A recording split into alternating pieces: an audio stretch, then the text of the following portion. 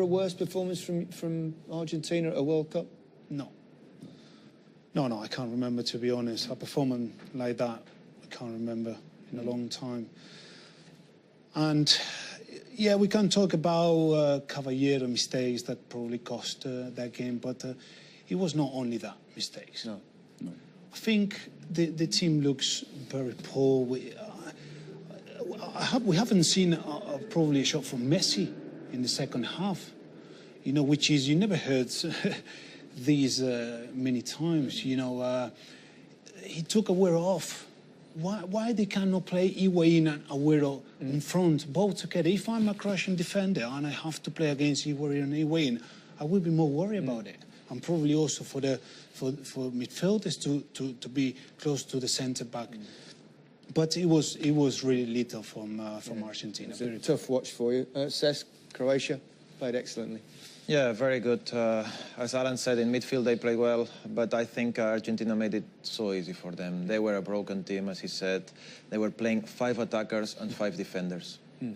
If you are a midfielder, this is exactly what you want. You have so much time, space, counter-attack, you can keep the ball, you can do whatever you want. And it felt sometimes the Argentinian players, they were not playing for each other. They were playing against each other. The passes were terrible, nothing to say. Nothing at all. Let's have a look at the group table and see the significance of that particular result. Croatia's victory confirms their place in the last 16, and a point in their final game will guarantee they win the group.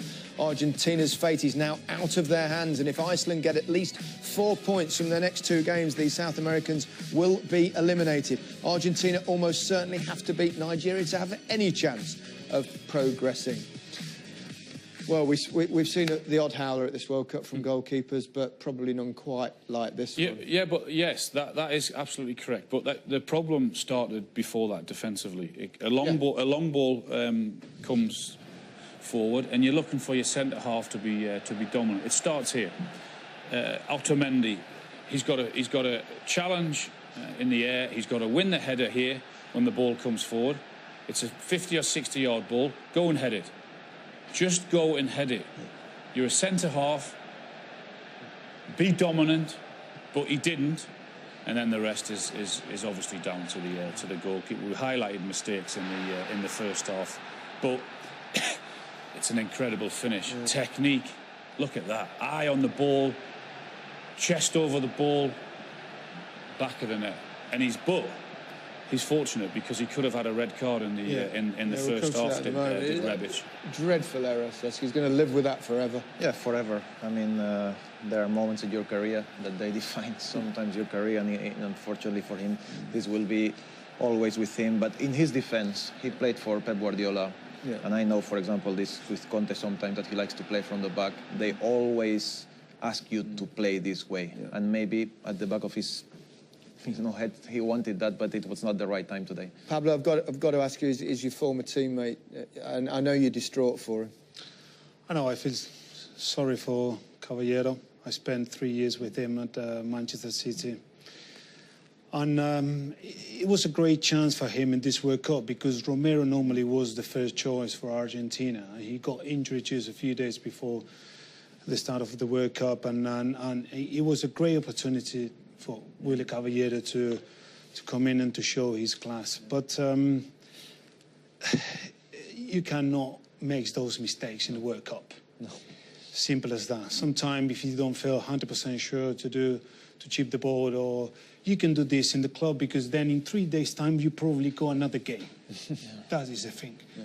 But in the World Cup, if you don't win, you go home. So I feel so sorry for him again, but it was a huge mistake. Yeah. The goal scorer, Rebic, we felt he was probably lucky to still be on the field of play. It was kind of horrendous challenge in the first half, Cesc. Yeah, as we said, it should have been but this is football. I mean, it's unbelievable, you know, it's unpredictable, anything can happen. He should be off. We've said it at half-time, definitely red card, intentional all day long. And after that, he scores the first goal of the game. Incredible. You agree, don't you? I agree, yeah, he's endangering an opponent. He goes over the top. The ball's actually a yard away from him. He knows exactly what he's doing. He's gone to hurt him. Yeah, OK. 2-0 Modric, cracking goal. Beautiful, bending, technical shot. Yeah, it's got incredible bend on it, hasn't it? You can see it from the off. But it sort of summed Argentina up, didn't it? Is that he gets what you're that talking ball. about there, wasn't it? About that fact there's nobody in So midfield. much space, it's incredible. But I mean, I don't want to harbour on and continue to pick on the goalkeeper, but I think a top goalkeeper stops that. I really do, because it is a magnificent effort, and you can see the bend of it. Yeah. But look at the reaction when they lose the ball, Argentina, or the lack of it. Just walking. Yeah. That tells you that there's no team spirit, and there's huge problems in that squad. Yeah. Well, they had 3 coaches in qualification and played 45 players and never played the same team once. So there was obviously problems going into the tournament, and you could see them. But great finish from Modric, nevertheless. Yeah, nevertheless, he played fantastic. I think he was superb. You know, he's key for them on holding the ball. You know, moving forward. He's always looking for the right pass, and to have this type of player secures you so much as a team. You know, gives you confidence. And I don't think Croatia were amazing. I just think they know exactly how they want to play. They have a plan. They went for it. But Argentina, a big disappointment. Yeah, Rakitic got in the act at the end. I don't really want to ask you to talk us through any of the... I know you're so disappointed, but Listen, and by this stage it was all over, wasn't it? You have to give credit to Croatia. They were a really, really good team in the second half.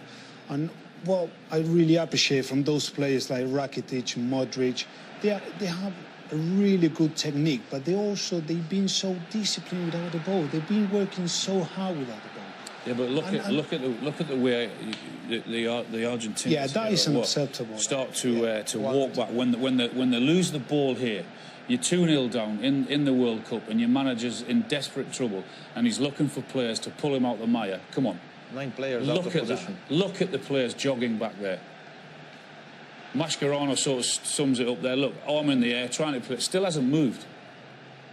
That tells you there's serious problems in that team. How will this go down back in Argentina? I mean, I know they're a hugely passionate, football-loving country. What will the reaction be like? I think everyone is so angry in Argentina. Angry? For sure, yeah, angry.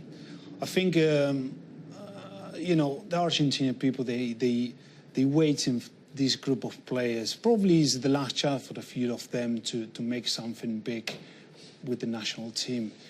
So some of those players, they lost 3 consecutive finals. The World Cup in Brazil in 2014, and then 2 Copas America with Chile on penalties. And probably was the last chance to show something.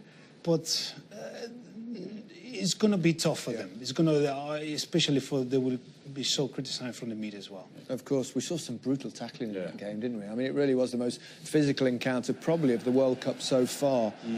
There was some naughty tackles out there. I mean, that one was from Otamendi there. He's fortunate not to get a red card here.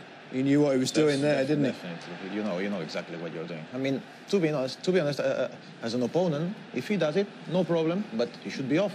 Yeah. That's it. It's your choice. You want to do it, but you should be off 100%. Mr. Rebic there, we showed that one again. We've spoken about that one there. Yep, there was a few naughty challenges out in that at that game, and very surprised that we didn't see a red card. Yeah. Incredible. Yeah, there was. We could have shown a few more as well. It's no longer a contact sport. There was a bit of contact in that game, that's for sure. Look at this. Ouch. Yeah. Passionate stuff, they could describe it as. Well, it's been a busy afternoon in Group C. All 4 teams in action, starting with Denmark against Australia.